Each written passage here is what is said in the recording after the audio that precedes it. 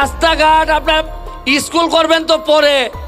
এমন একটা সমাজে জন্মাইছি, নিজের কোনো একটা পোলা যদি বড় হয় আশেপাশের লোকজন সবাই নাইমে পড়ে যে এরা মারা পর্যন্ত শান্তি পাই না আমরা। আরে সবাই একসাথে উন্নতি করে কি হয়?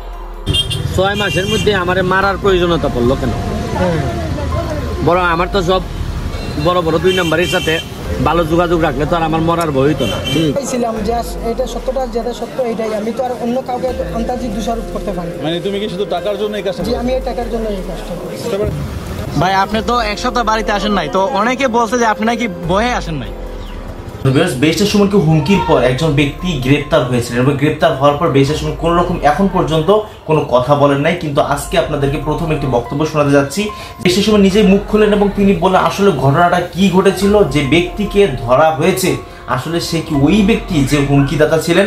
জি বন্ধুরা, বেশটা সুমন সব কিছু আজকে বলেন। এটা প্রথম ভিডিও হতে যাচ্ছে বেশটা সুমনের তার হুমকির পর যাকে গ্রেপ্তার করেছে তারপর, তাই ভিডিওটি স্কিপ করা যাবে না, পুরো ভিডিওটি দেখতে হবে।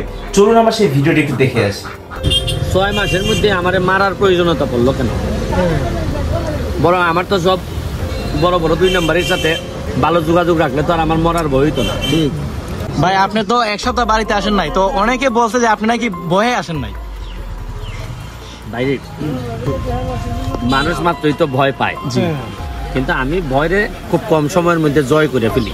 ঠিক, কিন্তু এটা যেহেতু আইনি বিষয় ছিল, পুলিশের পক্ষ থেকে বলা হয়েছিল, তখন তাদেরকে মানাও তো আমার দায়িত্বের মধ্যে পড়ে।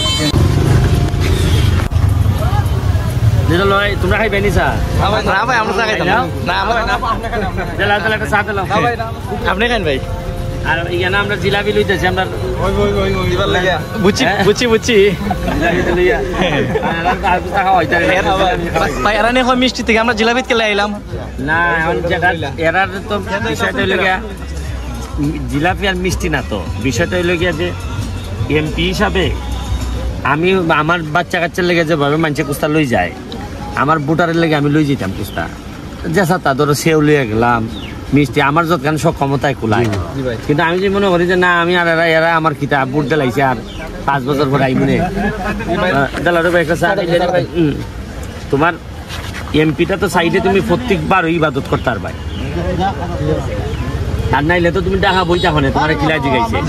এবারে পয়সা করে খসমা পয়সা করে লইয়া তুমি টাকার মধ্যে হাঁটাহাঁটি করো আর বড় বড় বক্তব্য দাও যে উড়াইলিমু, এবারে দেশ খুব আগাই দিতেছে, আর দিকে তোমার মরা মইরা শেষ। ভাই আপনি তো এক সপ্তাহ বাড়িতে আসেন নাই, তো অনেকে বলছে যে আপনি নাকি ভয়ে আসেন নাই। বাইরে মানুষ মাত্রই তো ভয় পায়, কিন্তু আমি ভয়রে খুব কম সময়ের মধ্যে জয় করে ফেলি। ঠিক, কিন্তু এটা যেহেতু আইনি বিষয় ছিল, পুলিশের পক্ষ থেকে বলা হয়েছিল, তখন তাদেরকে মানাও তো আমার দায়িত্বের মধ্যে পড়ে। আর বিষয়টা তো এইরকম না, আর আমিও টানা অনেকদিন আসতে এসে টায়ার্ডও ছিলাম। ভাবলাম যে একটা পুরা ব্যাপারটা ওরা ফাইন্ড আউট করুক। এখনও তো আমার কাছে মনে হচ্ছে পুরা ফাইন্ড আউট হয় নাই, হইলে পরে হয়তো আরও ইজি হবে। কারণ তোমরা একটা জিনিস বুঝো না কেন, যে মাত্র 6 মাস হয় নাই আমি পেয়েছি। 6 মাসের মধ্যে আমার মারার প্রয়োজনীয়তা পড়লো কেন?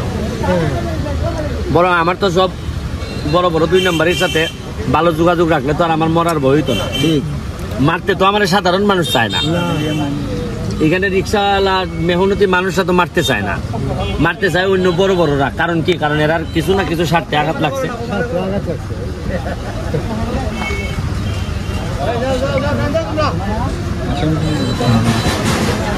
তান্দেরও জাম লাগাইলি ভাই, লাগছে নি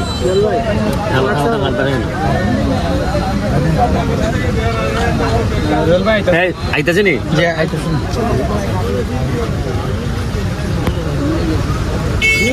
তোমরা একলা সার বিলটা দিয়ে ইয়ে নাইলে মানে এমপি বাংলা হাওয়াই খেলেছে।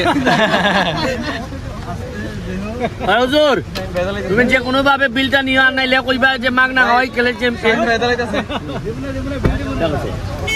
লাগাই দিব রে, খাও কোথায়? গাড়ি লাগাই দেবো, গাড়ি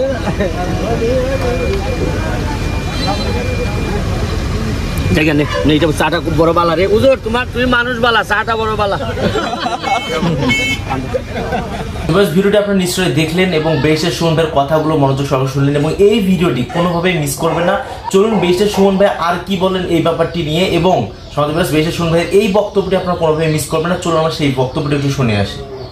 আরে রাস্তাঘাট আপনার স্কুল করবেন তো পরে, এমন একটা সমাজে জন্মাইছি নিজের কোনো একটা পোলা যদি বড় হয় আশেপাশের লোকজন সবাই নাইমে পড়ে যে এর মারা পর্যন্ত শান্তি পাই না আমরা। আরে সবাই একসাথে উন্নতি করি কি হয়? মাত্র 1.5 মাস থেকে 2 মাস হয়েছে আমি এমপি হয়েছি। আপনারা কি আগে জানতেন এমপিরা কত টাকা পায়? এখন পর্যন্ত আমি গত 2 সপ্তাহ আগে পাইছি 2 কোটি, এর পরে পাইছি 2 কোটি, গত পরশুদিন খবর পাইছি আমি পাইছি 25 কোটি, মোট 29 কোটি টাকা। 25 কোটি টাকার রাস্তাঘাট আমি বানাইতে পারবো, আমার এই দায়িত্ব দেওয়া হয়েছে। তখন আমার কাছে মনে হয় যে আপনারা তো এখন 2 মাসের এমপি, 2 মাসের বাচ্চা কত টাকা পাইছে এটা আপনারা মাধবপুর সোনারঘাট সারা দেশের মানুষ জানেন। তে গত 10-20 বছর ধরে কেন আমরা জানলাম না যে এমপিরা কত টাকা পায়? আর আল্লাহ মাহবুব জানে মন্ত্রীরা কত টাকা পাইছে। কেন আমাদের জানার অধিকার ছিল না? এই যে 25 কোটি টাকা আমারে বরাদ্দ দেওয়া হয়েছে এটা কি আমার বাপের রাইখা গেছিল না আপনাদের হকের টাকা? তাই কেন জানার অধিকার ছিল না? কেন আমরা তো নেতা কম পাই নাই? আমাদের কেন এই সামান্য আমার বাড়ির পিছনে বাগবাড়ির রাস্তা, যে রাস্তাটা যাইতে চায় সিগুড়া বন্ত, কেন আমরা এতদিন পড়তে পারলাম না? আমি যদি এখন সিদ্ধান্ত নেই যে কিছু হইলো কাম কম আমি মাধবপুর করবো, তাহলে আগামী 1 মাসের ভিতরে এই রাস্তা আমি করতে পারবো। কিন্তু আমি করবো কিনা, কারণ একজনের ঠকাই আরেকজনের করা ঠিক হবে না। আমারে 25 কোটি টাকা দেওয়া হয়েছে মানে 25 কিলোমিটার জায়গা আমি যেখানে ইচ্ছা এইখানে আমি করতে পারবো। আপনারা এখন বলেন যে 2 মাসে কি করলাই তুমি? এই যে 2 মাস এমপি হইছো তুমি কি করছো? প্রায় 30 থেকে 35 লাখ টাকা খরচ করে আপনারা আমাদের বাজারের পাশে যে নদীটা, এই নদী 40 বছর ধরে আপনারা ময়লা ফালাইয়া, এই বাজারের সকল মানুষ ময়লা ফালাইয়া এইটারে ময়লার বাগানে পরিণত করছিলেন। আর আমি এই ময়লার পানিতে ডুব দিয়ে এই ময়লা পরিষ্কার করছি। আপনাদের ময়লা, এই ময়লা আমরা পীরের বাজারের মানুষ ফালাই নাই, বাজারের মানুষই ফেলছে। এখন গিয়া দেখেন বাজারের পিছনটা কেমন লাগে দেখেন একবার। চাইছেন একবার? পিছনে 2টা ওয়াকওয়ে করছি আমরা। ওয়াকওয়েটা করার পর কি পরিমাণ জায়গা উদ্ধার হয়েছে। এইরকম 40 বছরে কি আমার চেয়ে জ্ঞানী মানুষ ছিলেন না? আমার চেয়ে ভালো মানুষ কি ছিলেন না? কেন আমাদের এই চিন্তা মাথায় আসলো না কেন?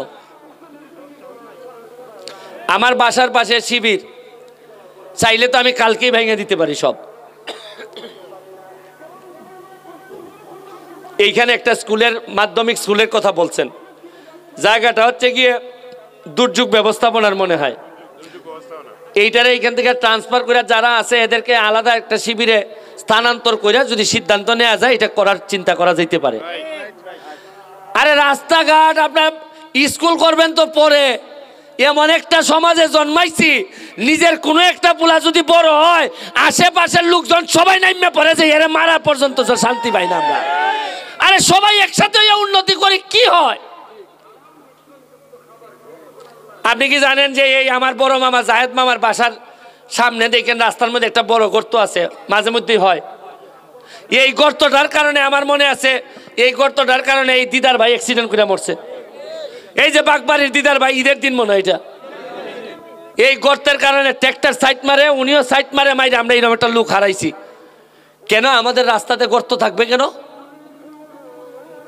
আমি যদি 2 মাসের মধ্যে, আমার এখন 9টা ব্রিজের কাজ চলতেছে মাধবপুর সোনারঘাট।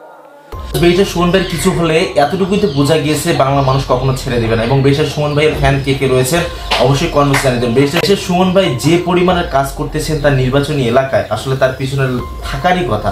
জনগণ না থাকবে তো কে থাকবে? কেননা আগের এমপির মতো তিনি টাকা আত্মসাৎ করেন নাই মানুষের কাছ থেকে। সো বন্ধুরা, ব্যারিস্টার সুমন ভাইয়ের এই ভিডিওটি আপনাদের কেমন লাগলো অবশ্যই আমাদের কমেন্টসে দেবেন। ব্যারিস্টার সুমন ভাইকে যারা হুমকি দিয়েছেন তাদের কি রকম শাস্তি চান এবং ঘটনাটা নিখুঁতভাবে আসলে পর্যবেক্ষণ করা দরকার। হুমকিদাতা আসলেই কি ব্যারিস্টার সুমনকে হুমকি দিয়েছেন নাকি মজা নিয়েছেন, এই ব্যাপারটা জানা দরকার। আজকে এই পর্যন্তই। চ্যানেল নতুন সাবস্ক্রাইব করুন, বন্ধুদের পাশে থাকুন। আল্লাহ হাফেজ।